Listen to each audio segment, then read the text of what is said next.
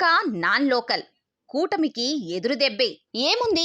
అధికారంలో ఉన్నాం, స్థానిక సంస్థల ఎన్నికలను ఉఫ్ఫుమని ఊదేస్తామని అనుకుంటుంది కూటమి ప్రభుత్వం. అంత సీన్ లేదు. బహుశా బాబుకు ఎవరైనా చెబుతున్నారో లేదో తెలీదు గాని ground level situation complete reverse. అలాగని వైసీపీ వల్ల ఈ పరిస్థితి వచ్చిందనుకుంటే పొరపాటే. జగన్ పార్టీ బలంగా ఏం లేదు, కానీ కూటమి పార్టీల మధ్య ఉన్న గొడవలే ఫ్యాన్ పార్టీకి బలం. రేపటి రోజున జరిగే స్థానిక సంస్థల ఎన్నికల్లో వైసీపీకి కాస్త అప్పర్ హ్యాండ్ వచ్చిందంటే కారణం ఆ పార్టీకి ఉన్న గ్రౌండ్ లెవెల్ స్ట్రెంగ్త్ కాదు, కూటమిలో ఉన్న వీక్నెస్.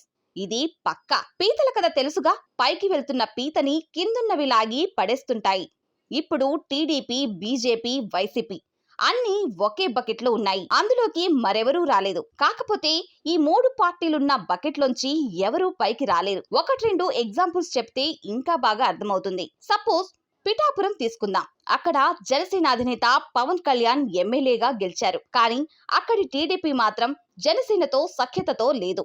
వర్మ నిత్యం జనసేన క్యాడర్ తో డిష్యం అంటున్నారు. ప్రతీకారం తీర్చుకోవడానికి ఎప్పుడెప్పుడు అవకాశం వస్తుందా అని ఎదురు చూస్తుంది. పైకి పొత్తు ఉండొచ్చు. అధినేతల స్థాయిలో చంద్రబాబు, పవన్ కళ్యాణ్ మధ్య మంచి సంబంధాలు ఉండొచ్చు. కానీ ఆ పొత్తు, ఆ స్నేహం స్థానిక సంస్థల ఎన్నికలకు పనికిరాదు. అక్కడ సగటు కార్యకర్తే పార్టీ అధినేతతో సమానం. లోకల్ క్యాడర్ చెప్పిందే వేదం. ఓటర్లను బూతులకు తీసుకెళ్లేది వాళ్లే, ఓట్లు వేయించేది వాళ్లే. సో పిఠాపురం లాంటి సెంటర్లో స్థానిక సంస్థల ఎన్నికల్లో జనసేనకి ఎక్కువ సీట్లు దక్కుతాయి.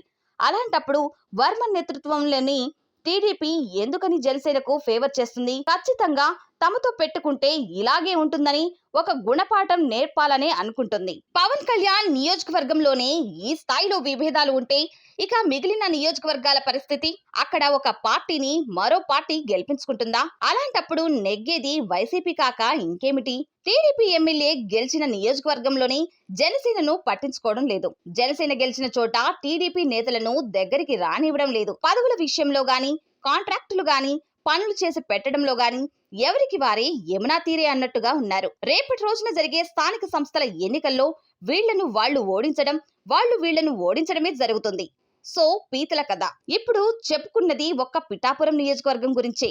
ఇలా ఉత్తరాంధ్ర నుంచి మొదలుకొని కోస్తాంధ్ర, రాయలసీమ వరకు ఇదే పరిస్థితి. నేతల మధ్య ఎంత సమన్వయం కుదిర్చినప్పటికీ ఫలితం ఎలా ఉంటుందోనన్న ఆందోళన మూడు పార్టీల నేతల్లోనూ ఉంది. సో ఇక్కడ కూటమి పార్టీలే ఆటోమేటిక్ గా వైసీపీకి ఛాన్స్ ఇస్తున్నట్టు లెక్క. అందుకే స్థానిక సంస్థల ఎన్నికల్లో కూటమికి అంత ఈజీ కాదు అనేది.